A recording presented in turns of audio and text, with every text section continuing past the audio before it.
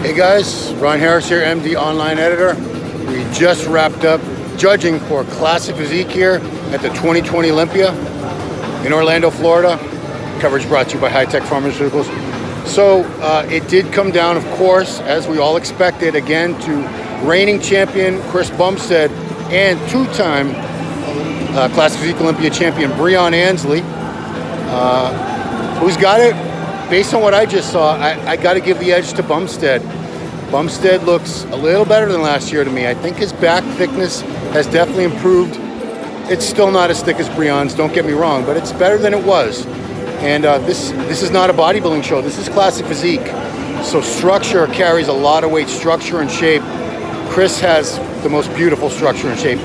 Being taller and having wider clavicles gives him a much better V-taper, guys. And Breon did Breon hit the vacuum? I didn't see, Breon has a short torso. He's not as wide, and that structure does hurt him, guys. If this was judged purely like bodybuilding, Breon gets him on body parts. He gets him on arms, he gets him on back for sure. But shape and structure, Bumstead has the nod. A couple poses of he's hands down. It's just he beats him, he blows him away. His side chest, he's got that big rib cage. Reminds me of like Arnold, the way Arnold used to hit it. Geez, his abdominal and thigh when he hits the vacuum, it's just crazy. So based on what I just saw, I would give it to Bumstead. Now third place seems like a lock for Terrence Ruffin, which is a big step up for Terrence. I believe the best he's ever been here is sixth. He's brought up a little bit more size for sure. Condition is still there. Beautiful shape and structure, and of course, presentation. Nobody beats him. Nobody beats Terrence Ruffin. Fourth place, as I see it right now, I would probably give to reigning Arnold Classic champ, Alex Combinero. Alex looks really good. Probably a little sharper even than the Arnold. It was hard to say. I mean, his condition was pretty perfect at the Arnold Classic, which you would expect with Neil Hill being his coach. But beautiful structure and shape on him. Wasn't even close. How did C-Bum improve so much? Yeah, Breon, Bumstead is incomplete. This isn't bodybuilding, guys. This isn't. This is pure. Chris showed pure dominance. Anyway, guys, so fifth place, the way I see it right now, I would give fifth place to this new guy, Brian Jones, who I just saw for the first time this year, a month ago. I don't know how long it's been. The Chicago Pro, which was in Atlanta, a little over a month ago. So Brian Jones, back then I called him the Kai Green of bodybuilding because he had the braids tied up just like Kai would do. Man, tall guy with crazy structure, tiny little waist, peak biceps, flaring quads. I have him, Brian Jones, solid fifth place.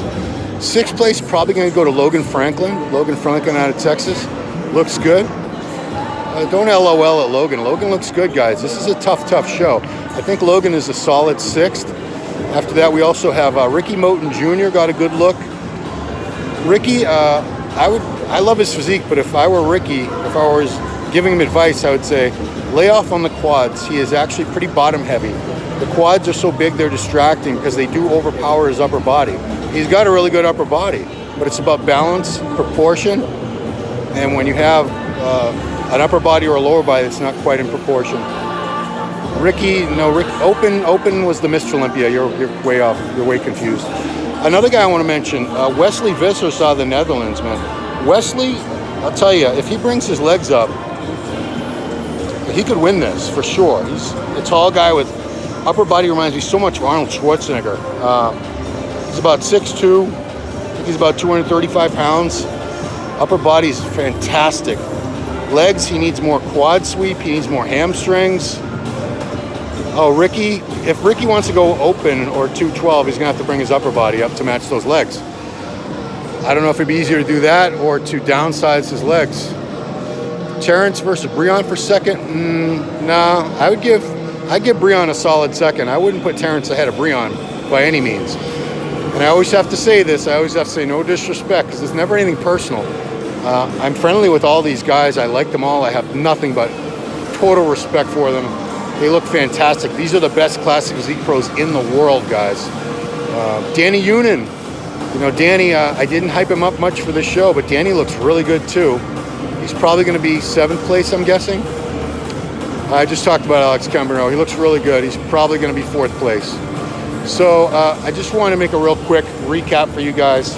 Let you know it's probably going to be Bumstead getting his 2nd Classic Physique Olympia title. I believe Breon's going to be runner-up again. That's just the way I see it from here. And Terrence Ruffin, a very solid 3rd place. Nothing like that. So, yeah, when you say Chris almost beats Breon in the back double, Breon has a much better back in terms of thickness, but structurally, Chris has very wide shoulders, a longer torso, and a narrow waist. That gives him so much better V-taper, just naturally. Yeah, Wesley, I don't know where Wesley's going to end up. Somewhere between 9th, 10th, 11th, I'm guessing. Now you're talking about Phil and Rami, different division. All right, guys, so that's it. I just want to do a quick recap of the Classic, because I know a lot of you guys are following that. I'm going to head back in there. We got men's physique, bikini, and wheelchair still left to go in the judging. But check it out tonight. It's going to be the finals. Go to musculardevelopment.com. I took all the comparison pictures of every call-out, every pose. I put them up on the play-by-play thread. It's called 2020 Olympia Play-by-Play, musculardevelopment.com. Please check it out. We also have professional stage shots from yesterday posted in the contest photo gallery. We got videos up. Check out everything else we have on this YouTube channel. And that's it, guys. Let's see how this all happens tonight. Thanks.